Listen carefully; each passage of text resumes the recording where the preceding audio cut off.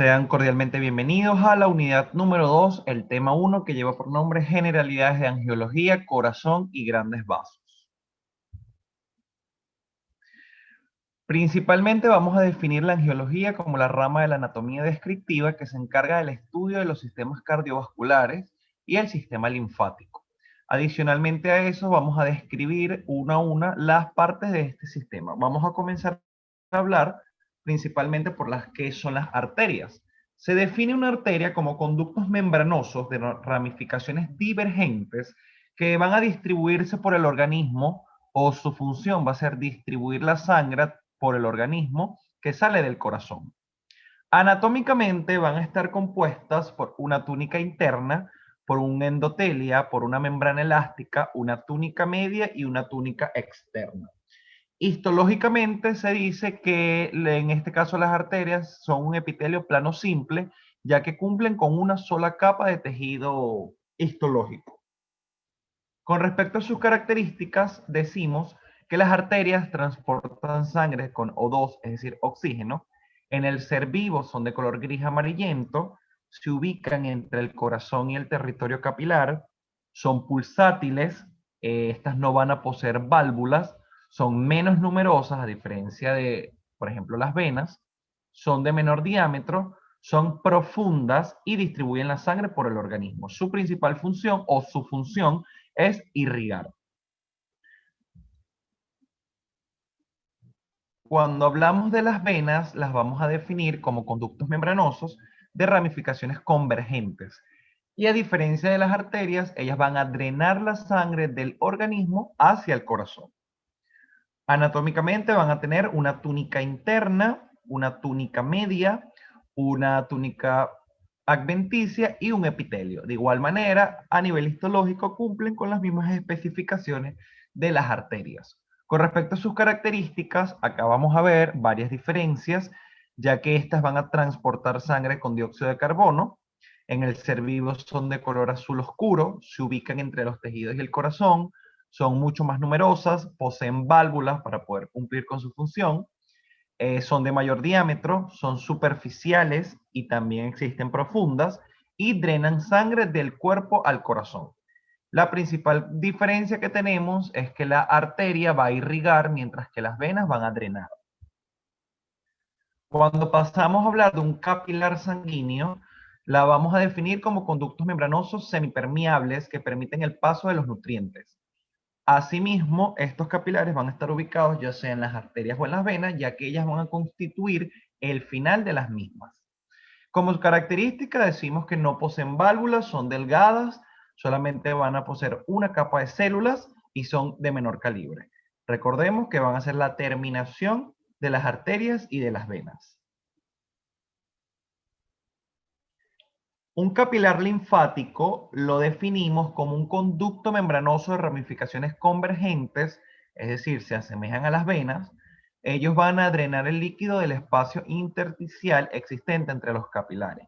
Es todo ese espacio que se encuentra entre la separación del capilar de la arteria y del capilar de la vena. Como características vamos a tener que ellas van a poseer pocas válvulas, también son delgadas, solamente poseen una capa de células, son transparentes, drenan linfa y son de mayor calibre que los capilares sanguíneos. Un ganglio linfático va a ser un órgano que va a estar ubicado en un trayecto específico, ¿verdad? Ellos van a estar aislados o reunidos en un grupo de forma variable en volumen, compuestos por una envoltura propia de tejido conectivo. Su principal función va a ser que ayude al cuerpo a reconocer y combatir gérmenes, infecciones y otras sustancias extrañas. Normalmente, cuando vayan a ver ganglios linfáticos de cabeza y cuello, van a poder ver más específica cuál va a ser la función que estos tienen, sobre todo cuando presentan una inflamación, ya que indican la presencia de un germen dentro del cuerpo.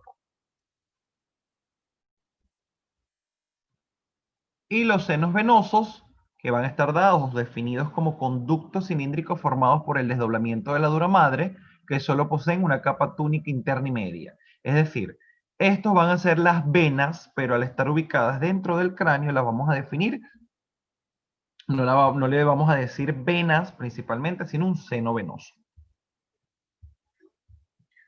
Luego de conocer esta parte de la terminología, vamos a pasar a la segunda parte de la misma. Decimos y definimos la vascularización como el conjunto de irriego de pequeños vasos sanguíneos y linfáticos de un tejido, órgano o región del organismo. La vascularización va a estar dada cuando hablamos de paquete nervioso, o en este caso vascular solamente, estamos hablando de una arteria, de una vena y de un ganglio linfático. Irrigación, aporte de sangre al organismo, dado por las arterias. Drenaje, recolección de sangre venosa y linfa hasta el corazón, dado por las venas y los ganglios linfáticos. Quilo, es un líquido lechoso alcalino que los vasos forman en el intestino después de la digestión. Va a estar compuesto principalmente por lo que es la linfa y una grasa emulsionada. Y la linfa la vamos a definir como un líquido claro, transparente y alcalino, que va a ser llevado o transportado por los vasos linfáticos. Luego de conocer esta terminología, vamos a pasar a hablar de algo importante denominada circulación mayor y circulación menor. La circulación mayor y la circulación menor van a ser definidas como aquel proceso de envío y de enviar sangre, de recoger sangre para poder llevarla a todo el cuerpo. Como podemos ver el esquema que tenemos en pantalla, la vamos a definir lo que dice AD, aurícula derecha, AI, aurícula izquierda, BD, ventrículo derecho, VI, ventrículo izquierdo. La circulación mayor va a estar dada principalmente o va a comenzar en el ventrículo izquierdo, por donde donde se origina la arteria aorta.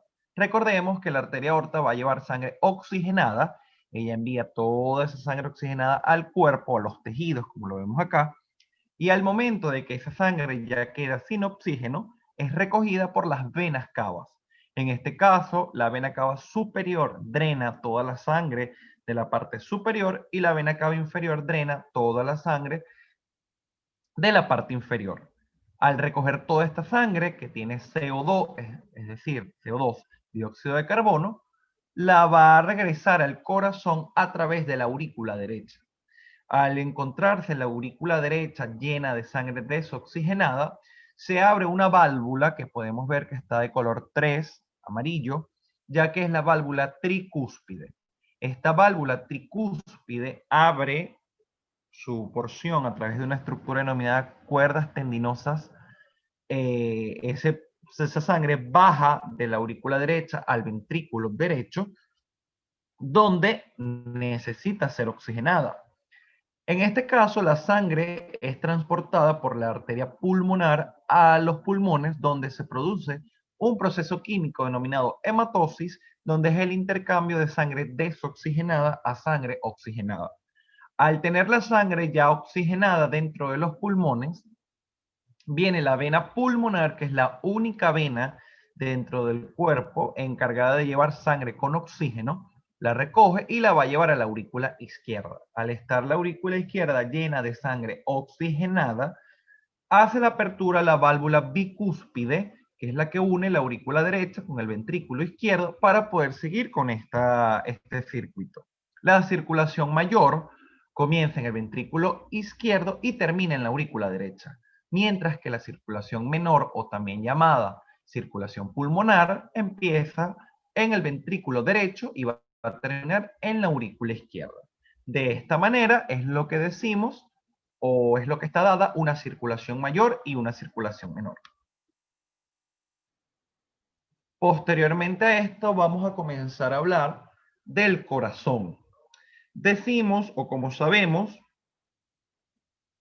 el corazón es un órgano muy importante dentro del cuerpo humano. Su principal función va a ser el bombeo de sangre para poder llevar la vascularización a todo lo que va a ser el ser humano. Con respecto a cuando hablamos de la ubicación del corazón, vamos a decir, ¿verdad?, que el corazón está ubicado en el tórax, específicamente, por detrás del esternón, delante del esófago, específicamente en una estructura denominada mediastino anterior. Esta va a ser la ubicación específica del corazón. Ahora vamos a hablar de una vista o de un detalle una vista, mejor dicho, del corazón, la vamos a definir como vista macroscópica, es decir, de forma grande. Decimos que con respecto a su forma, el corazón va a tener una forma de cono, donde vamos a tener una base y un vértice, como lo podemos ver en el dibujo. Cuando hablamos del tamaño, se dice que no tiene un tamaño definido, sin embargo, en el adulto puede medir aproximadamente 12 centímetros de largo y entre 8 y 9 centímetros de ancho. Con respecto al peso, entre 250 y 300 miligramos es lo que puede pesar. Con respecto al color, a su alta vascularización, inervación y drenaje, el corazón no tiene un color específico. De esta manera vamos a pasar a lo que van a ser las capas del corazón. Si hablamos en sentido de externo a interno, decimos que entre las capas del corazón vamos a tener un epicardio, si lo definimos epi es externo, cardio corazón, un miocardio, mio músculo, cardio, el músculo cardíaco, y un endocardio, endo que es interno, cardio corazón, capa interna. Con respecto al pericardio, se define como una capa membranosa que va a envolver al corazón. No forma parte directamente de una capa, pero sin embargo ayuda a la composición de las mismas. Si decimos o si se les conduce a preguntar, bueno, describe las capas del corazón de manera interna a externa, empezaríamos endocardio, miocardio, epicardio y pericardio.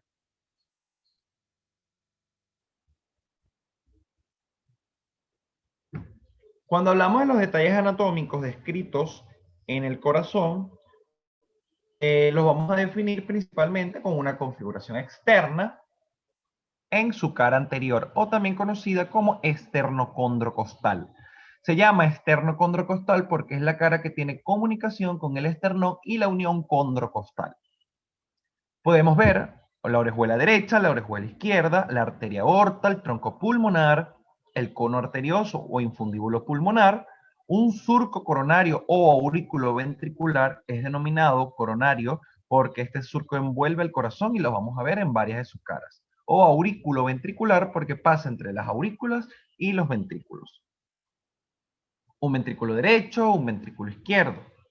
Es también importante aclarar en esta zona que lo que conocemos de manera externa como orejuela derecha son lo que vamos a ver en cara interna como una aurícula.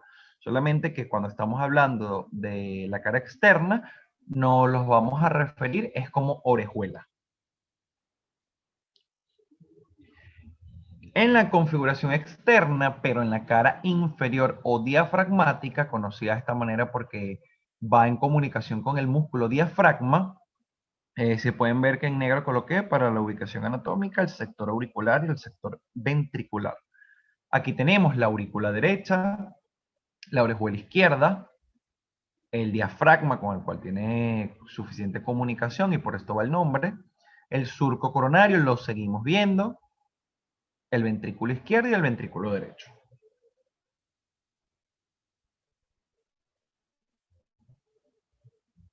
En su tercera cara, que es denominada cara pulmonar o izquierda, porque es la que da comunicación con el pulmón, podemos ver la orejuela izquierda, el surco coronario lo seguimos viendo, el ventrículo izquierdo y la aurícula izquierda.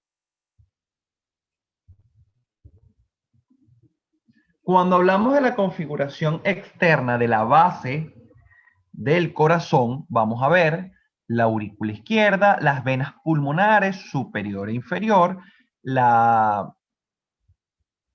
ambas izquierdas, las venas pulmonares superior e inferiores derechas, la vena cava inferior y la vena cava superior. Es importante aclarar que ustedes ven acá la vena de color rojo. Recuerden que la vena pulmonar es la única vena pulmonar que va a llevar sangre oxigenada. Por esto es el color.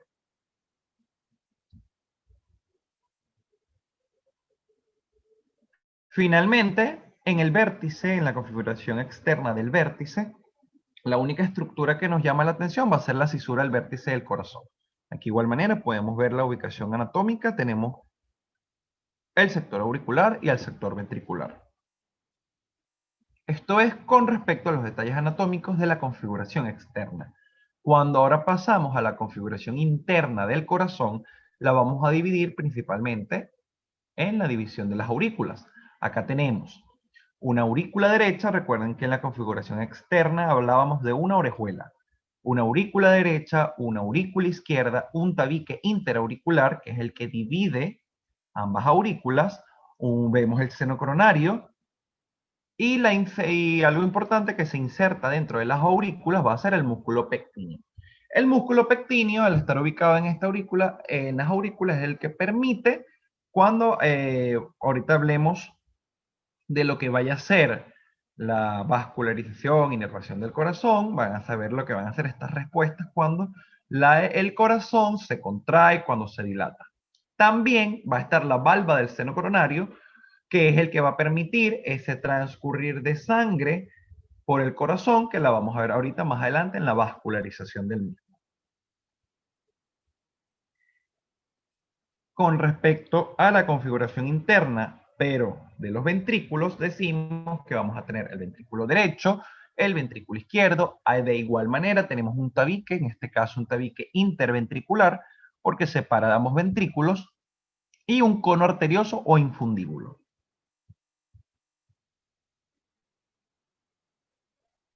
Ahora vamos a describir lo que van a ser la composición anatómica de las válvulas. Recordemos, cuando hablamos ahorita de circulación mayor y circulación menor, dije que existía una válvula tricúspide, una válvula bicúspide, que siempre le indico a mis estudiantes que es como que se realicen un 32, siendo el 3 del lado derecho y el 2 del lado izquierdo, para que puedan tener eso como referencia. La válvula tricúspide o auriculoventricular derecha es la válvula que va a unir, ya sea, o en este caso, la aurícula derecha con el ventrículo derecho. Y la válvula tricúspide mitral o auriculoventricular izquierda es la que va a dar la comunicación entre la aurícula izquierda y el ventrículo izquierdo. Como detalles anatómicos dentro de ambas válvulas, vamos a decir que se subdivide la válvula mitral o bicúspide, ¿verdad? Decimos que la válvula mitral va a tener valva anterior, una valva posterior, que esta va a ser su subdivisión. A diferencia de la válvula tricúspide, vamos a tener una valva septal de la tricúspide, una valva anterior de la tricúspide y una válvula posterior de la tricúspide. Esa es la subdivisión de ambas válvulas, que recordemos su función va a ser la comunicación de sangre entre una y otra. Asimismo, entre las válvulas vamos a tener un sistema valvular aórtico. Cuando me refiero a valva, es a la composición de las válvulas. La arteria aorta va a tener un sistema valvular aórtico que va a estar rodeando, va a rodear a lo que va a ser las valvas semilunares aórticas, siempre en su mayoría, en este caso, son 3. Y también tenemos una valva semilunar pulmonar para la arteria pulmonar.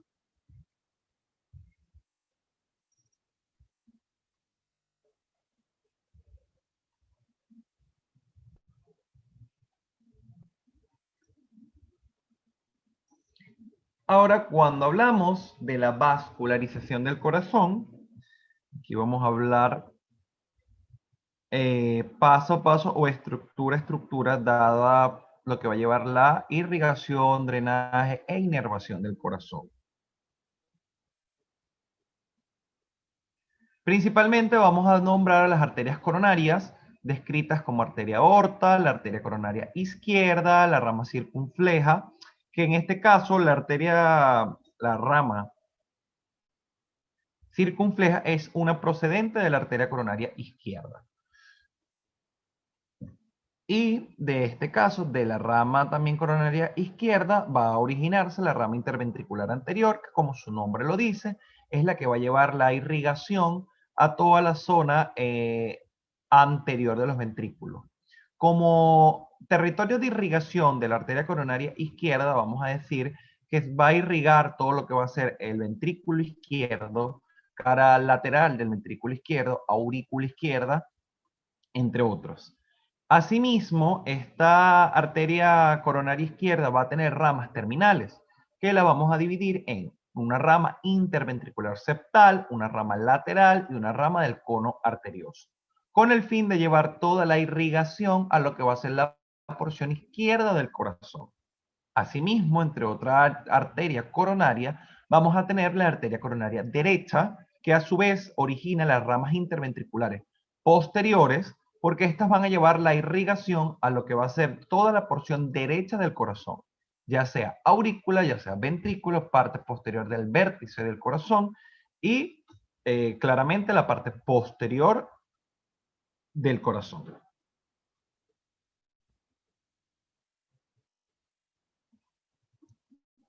Cuando hablamos del drenaje dado por las venas del corazón, vamos a tener ubicadas a la vena oblicua de la aurícula izquierda, llevando el drenaje a todo lo que va a ser junto a la vena aurícula izquierda, va a recoger toda esa sangre del lado izquierdo del corazón. El seno coronario, que a su vez es el encargado de rodear al corazón, se llama coronario porque es como especie de una corona que envuelve el corazón en todas sus caras para recoger toda esa sangre. Asimismo, como gran importancia, tenemos a la vena cardíaca magna. Esta vena cardíaca magna emerge de lo que va a ser el seno coronario. Ella va a empezar específicamente en el ápex cardíaco. En todo su trayecto, ella acompaña a lo que va a ser el seno coronario y va a terminar específicamente en la porción posterior del corazón. Y desemboca en un extremo izquierdo del seno coronario para llevar todo, recoger, perdón, todo este tipo de sangre y de poder desembocar en el seno coronario. También en una vista de la cara pulmonar podemos ver la vena marginal anterior, que es la que va a recoger toda esa sangre del sector anterior del corazón para desembocar en el seno coronario. Y tenemos finalmente la vena interventricular inferior, encargado del drenaje de toda la cara inferior del corazón y finalmente va a desembocar de igual manera en el seno coronario.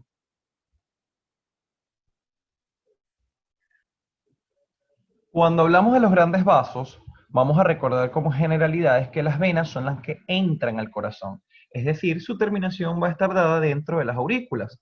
Y las arterias, que son las que salen del corazón, van a realizar esta salida a través de los ventrículos.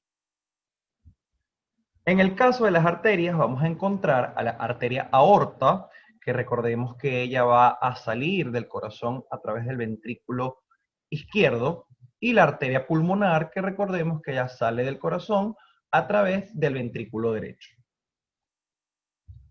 Anatómicamente, la arteria aorta va a estar dividida en tres porciones: una porción ascendente, una porción horizontal, o también conocida como callado aórtico, la cual es la única porción de la arteria aorta que da ramificaciones, y una porción descendente que se subdivide en una arteria aorta descendente torácica y abdominal, perdón. Cuando hablamos de las ramificaciones dadas dentro del callado aórtico, vamos a hacer una división eh, en la cual encontramos como primera ramificación un tronco arterial denominado tronco arterial brachiocefálico. Este tronco arterial brachiocefálico, a su vez, es subdividido en sentido de derecha a izquierda por una primera rama denominada arteria subclavia derecha. A su vez, también vamos a tener la arteria carótida primitiva derecha, o también conocida como arteria carótida común derecha. Seguidamente, en el callado aórtico, una tercera ramificación, la cual va a ser la arteria carótida primitiva izquierda, o también conocida como la arteria carótida común. En este caso, izquierda. Y seguidamente encontraremos la arteria subclavia izquierda. Para aclarar, decimos entonces que del callado aórtico va a emerger el tronco arterial brachiocefálico, la arteria carótida primitiva o común izquierda y la arteria subclavia izquierda. Y del tronco arterial brachiocefálico va a emerger la arteria subclavia derecha y la arteria carótida primitiva o común derecha. Cuando hablamos de la arteria subclavia, ya sea la derecha o la izquierda, se va a subdividir a su vez en unas ramificaciones denominadas arterias vertebrales.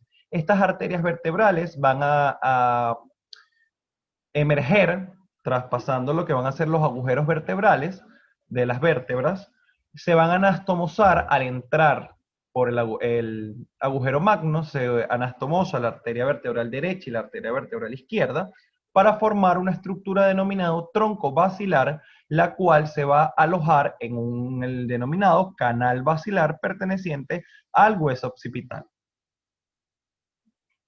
Acá podemos ver una imagen más cerca de lo que va a ser el tronco basilar alojado en su canal basilar. Cuando hablamos de las arterias pulmonares, recordemos que la arteria pulmonar es la encargada al momento de salir del ventrículo derecho, ella va a llevar la sangre desoxigenada para poder producir la hematosis dentro de los pulmones. En el caso de las venas que encontramos dentro del corazón, vamos a encontrar las venas cavas, que va a ser la cava superior y la vena cava inferior, y las venas pulmonares, que son las venas pulmonares en este caso, las que luego de oxigenar la sangre en los pulmones, es la que la devuelve al corazón y llega directamente a la aurícula izquierda.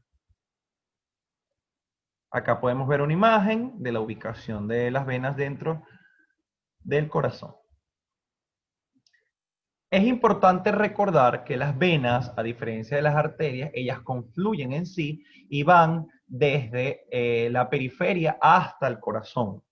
Por ende, decimos que vamos a tener la formación de dos estructuras, denominadas en este caso un tronco venoso brachiocefálico derecho y el tronco venoso brachiocefálico izquierdo, que se forma por la confluencia de las venas subclavias y la vena yugular interna. La unión o la confluencia de la vena yugular interna y la vena subclavia, derecha o izquierda, se crea o es lo que origina al tronco venoso brachiocefálico. Y la confluencia del tronco venoso brachiocefálico derecho y el tronco venoso brachiocefálico izquierdo dan origen a lo que es la vena cava superior. Esta es la confluencia específica y detallada de lo que va a ser esto. Y recordemos que las venas cavas van a llegar específicamente en la aurícula derecha. De esta manera culminamos el tema de generalidades de angiología, corazón y grandes vasos.